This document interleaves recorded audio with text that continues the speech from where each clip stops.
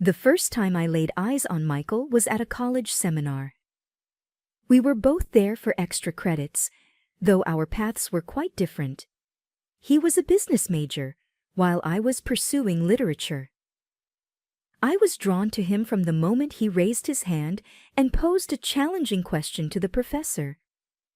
After class, we found ourselves at the same coffee shop, and from there, it just seemed like the universe wanted us to be together. We chatted about everything from college hobbies to our childhood memories. "I come from a pretty strict background," he mentioned, taking a sip from his cup. "My parents are deeply religious." I remember shrugging. "So my parents are freethinkers. They always taught me to question everything," I replied. "Sounds like we're from different planets," he laughed. But despite our differences, there was an undeniable chemistry. We began to see each other more frequently, studying together and exploring the city during the weekends. About 2 years into our relationship, we decided to move in together. It was a practical decision. Our apartments were far from the university, and sharing a place made sense. Plus, we were inseparable by then. However, when Michael broke the news to his parents, it wasn't received well. At a dinner at their house, Mrs. Davis, Michael's mother, was the first to voice her concerns. "Living together before marriage, Michael, you know how we feel about that," she said. "Mom, times have changed. It's not a big deal," Michael replied. "In our house, it is. You're living in sin," Mr. Davis chimed in. The evening ended on a somber note, but Michael and I were firm in our decision.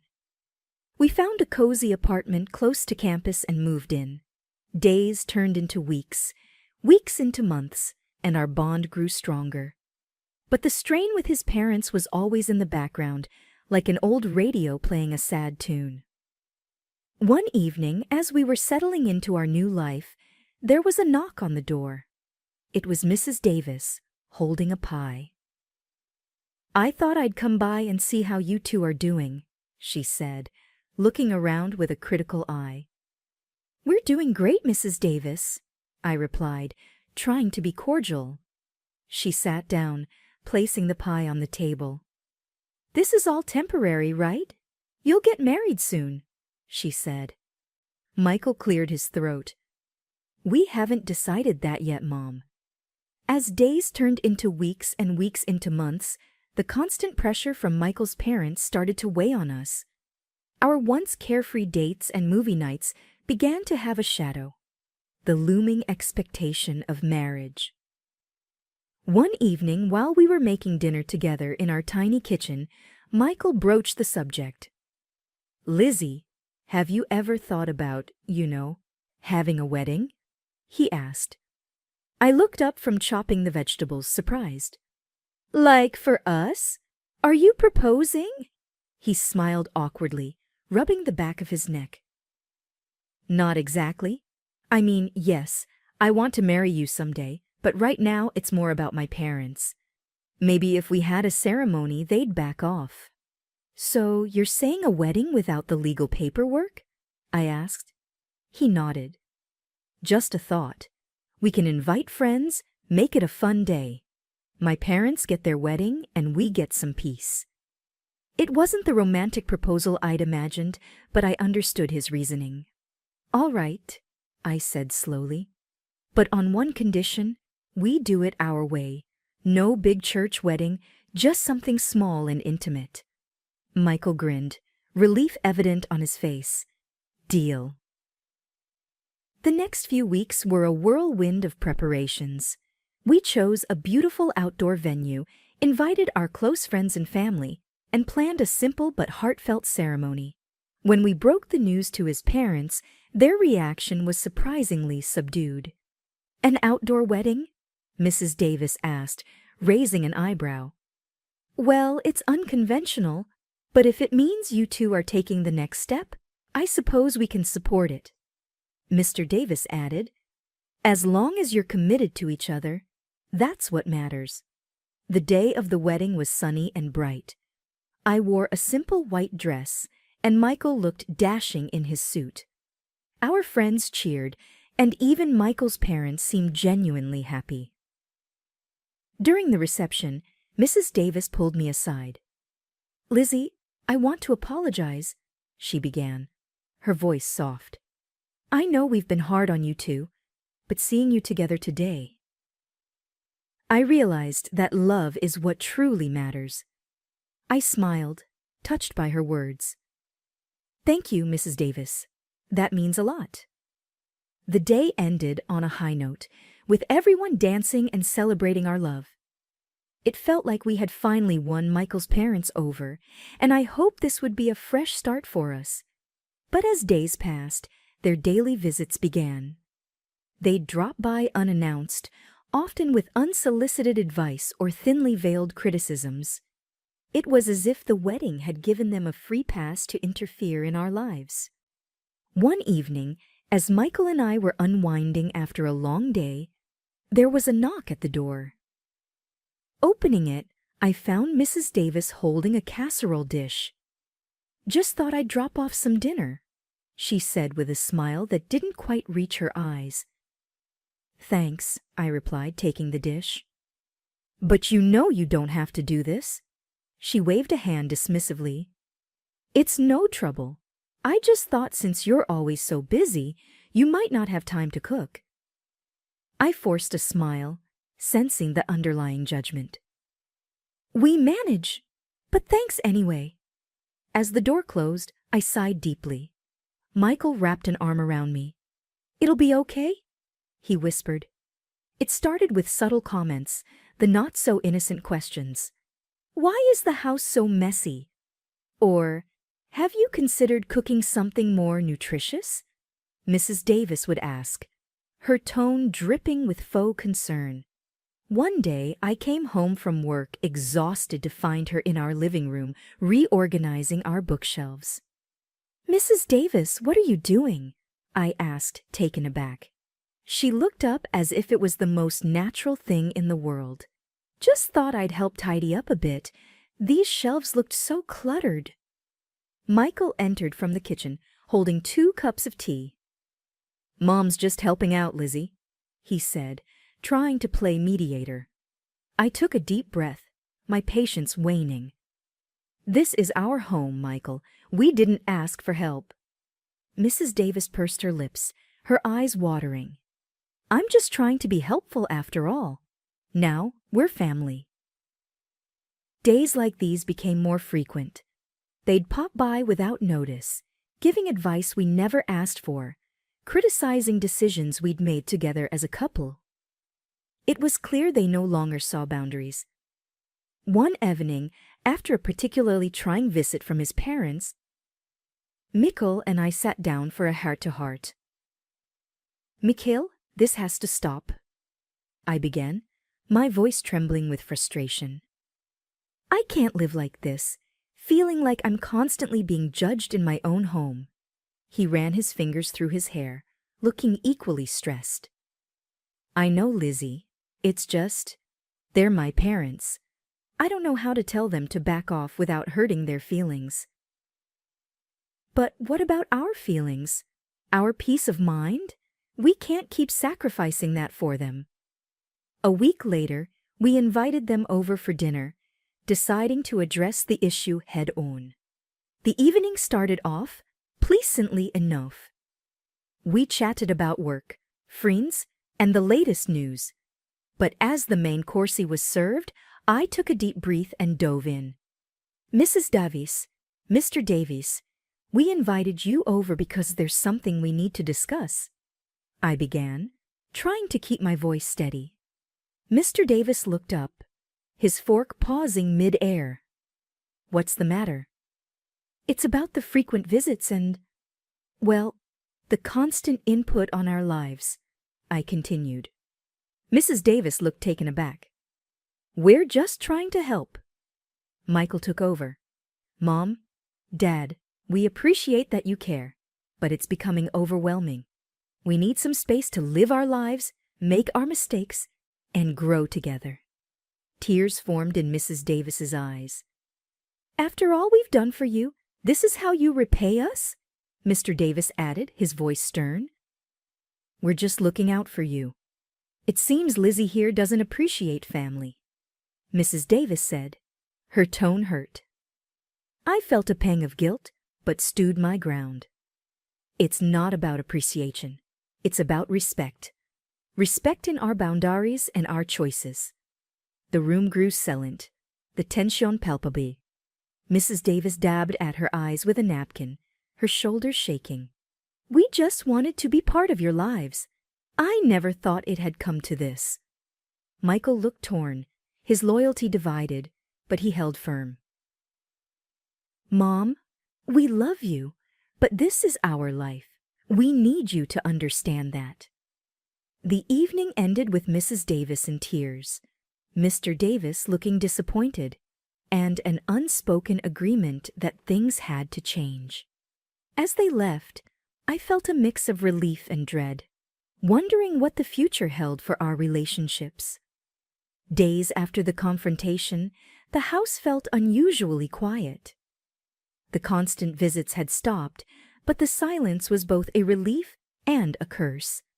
Every time the doorbell rang or there was a knock, my heart would race, expecting it to be Michael's parents, but it never was. One evening, as Michael and I sat on our couch, he broached the topic. "Lizzie, do you think we were too harsh? I mean, they're my parents. Maybe we overreacted." I took his hand, feeling its warmth. "Michael, it's not about being harsh. It's about setting boundaries. We did what we had to do." He sighed deeply. "I know. It's just hard. I never imagined being in this situation with them." As days turned into weeks, we began to feel the weight of our decision. There were no more surprise visits, but there were also no calls or messages. It was as if we had cut ties completely. During this period, I often found solace in browsing property listings online. One day, as I was scrolling through, a beautiful house in a neighboring town caught my eye.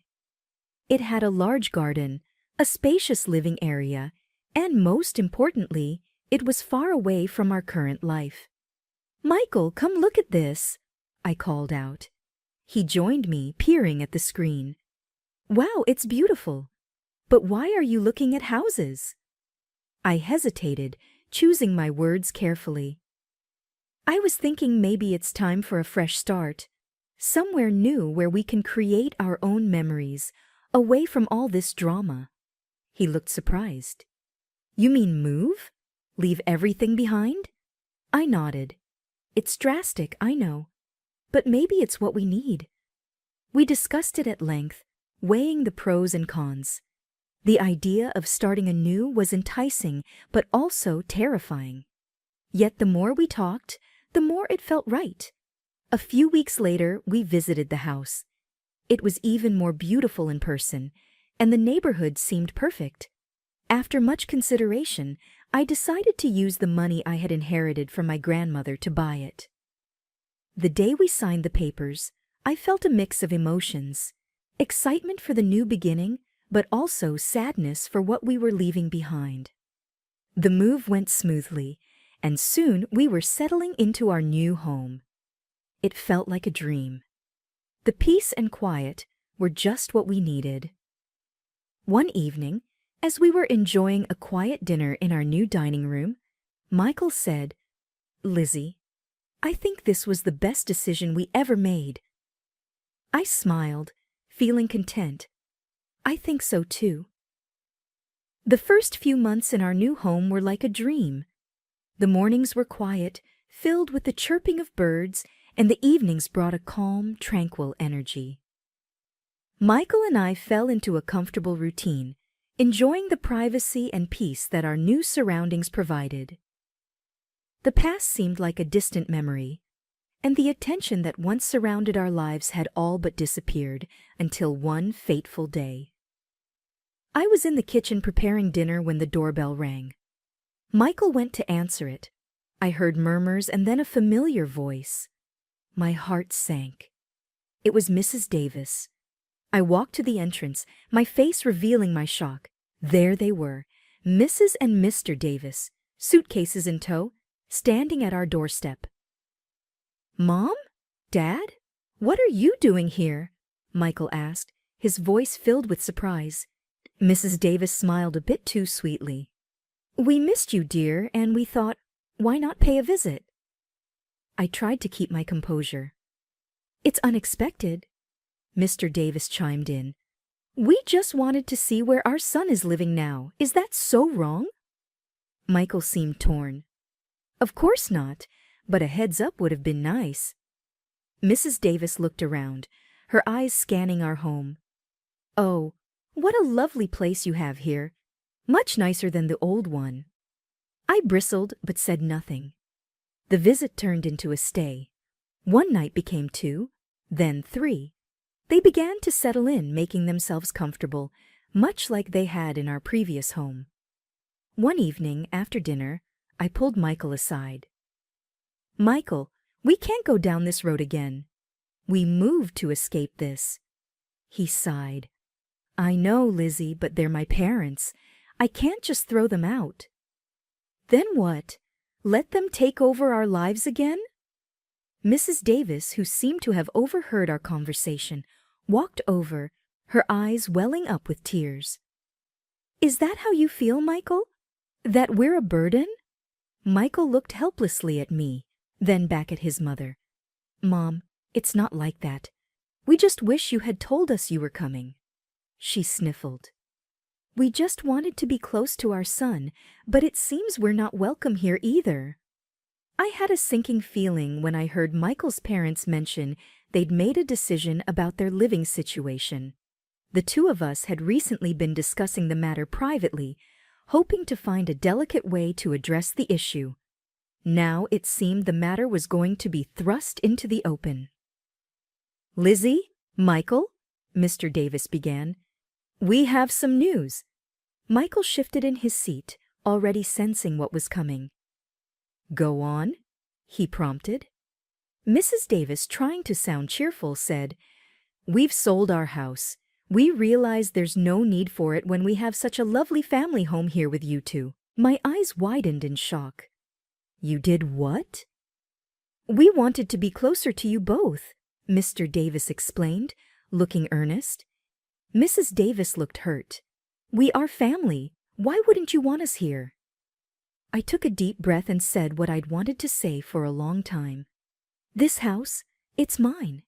It's not owned jointly by Michael and me. It's in my name only." I retrieved a file from the study, showing them the ownership documents. Mrs. Davis looked at the papers and then back at me, clearly stunned. "But you're married. What's yours is Michael's and vice versa," she exclaimed. I smiled triumphantly. "That's where you're mistaken. We held a wedding ceremony, yes, but Michael and I never legally married. We never signed any official documents. So technically, you're not my in-laws." The weight of my words seemed to hang in the air. Mrs. Davis's face turned a shade paler, her eyes widening in disbelief. Mr. Davis looked from me to Michael, seeking some form of denial. Michael took my hand, signaling his support. "It's true, Mom and Dad. We thought you'd be more accepting if we had a ceremony, but we never felt the need to get the state involved in our relationship." Mrs. Davis began to sob. "So you deceived us, and now you're throwing us out?" The room was heavy with tension after the bombshells were dropped. Michael's parents were clearly taken aback, but it wasn't long before the shock turned into outrage. "So, you tricked everyone with a sham wedding, and you think that makes everything all right?" Mrs. Davis's voice had a hint of venom. Michael sighed. "It wasn't about tricking anyone. It was about the way we wanted to live our lives. The ceremony was for us and those who wanted to celebrate our love." Mrs. Davis's face turned a shade redder. "You dare defy the sanctity of marriage, live together in sin, and then mock us with a fake wedding?" I've had enough, Mr. Davis declared, standing up suddenly. You, young lady, are nothing but a sinner and a witch, trying to pull my son away from his family, his values. I was taken aback by the fierceness of their reaction, but I wouldn't let them intimidate me. I have not taken Michael from anyone. He's made his own choices, and it's high time you respect them. Mrs. Davis's eyes were filled with tears, but her voice was stern. Michael, come home with us. Leave this woman. She's done nothing but pull you into her web of deceit. Michael, ever the calm in the storm, replied, Mom, Dad, I love you both, but my place is here with her. She's been nothing but kind and understanding, even when you both haven't been. You can't just demand I leave her. You're choosing her over us. Mr. Davis's voice was a mix of anger and disbelief. I'm choosing to live my life on my terms, Dad. I'm choosing to be with Lizzie. The room went silent for what felt like an eternity. The air was thick, every breath heavy. Mrs. Davis's face was a mask of hurt and betrayal. Very well, she said, her voice cold. But remember this. You're turning your back on your family, on your faith, all for her. I'm not turning my back on anyone, Michael said firmly. I just wish you'd see that. Mrs. Davis's eyes were hard, her voice bitter. Let us go, she said to her husband, not giving either of us another glance. And with that they left, leaving behind a wake of hurt, confusion, and uncertainty. I looked at Michael, his face a mirror of my own feelings. We both knew that things had changed irrevocably, and there was no going back. A few days after the confrontation, as I was heading back from work, my neighbor, Mrs. Carlson, called out to me. She was an older lady known for her daily walks and her uncanny ability to know everyone's business. Did you hear about the Davis family not selling their house? She asked with a knowing look. I paused, taken aback. What do you mean? She leaned closer, lowering her voice. They never put their house on the market. I heard from Susan, who heard from Janice, who works at the town's real estate office. There's no record of the Davis property being up for sale. I felt a knot form in my stomach. Were they lying to us all this time? When I got home, I shared the information with Michael. He looked shocked. I can't believe they'd lie to us. What were they trying to achieve? We both knew the answer. They wanted to manipulate the situation to their advantage. The realization was a hard pill to swallow. All this time, while we tried to understand and accommodate them, they had been playing a game. Michael sighed deeply, rubbing his temples. This changes things. It's one thing to have disagreements, but outright deception, that's something else entirely. We can't keep letting them pull us into their manipulative games, I said firmly. We need boundaries, strong ones. Michael nodded. You're right. We can't continue like this. It's unhealthy for us and for our relationship. The next day he went over to his parents' house. He needed to confront them, get some answers. When he returned, his face was a mix of anger and sadness. They admitted it, he began, his voice heavy. They thought that if they moved in with us, we'd be a proper family again. They felt threatened by our independence. We sat down, discussing our next steps. It was clear that for our own sanity and the health of our relationship, we needed distance from them. We need a break, Michael declared. Some time away from all this drama and manipulation. I agreed. It's the best decision for us right now. That evening, we sent a message to his parents, informing them of our decision. The reply was filled with anger and accusations, but we remained firm. We needed this for ourselves and for our future. The next few weeks were quiet. We focused on each other, rebuilding the trust and closeness that had been strained over the past months. One evening, as we sat on our porch, looking at the stars, Michael turned to me.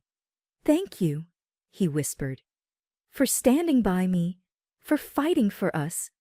I smiled, squeezing his hand. "Always." The journey had been long and fraught with challenges, but it was a poignant reminder of the importance of boundaries, honesty, and mutual respect in any relationship. As the night deepened, we looked toward the future, hoping for peace and understanding.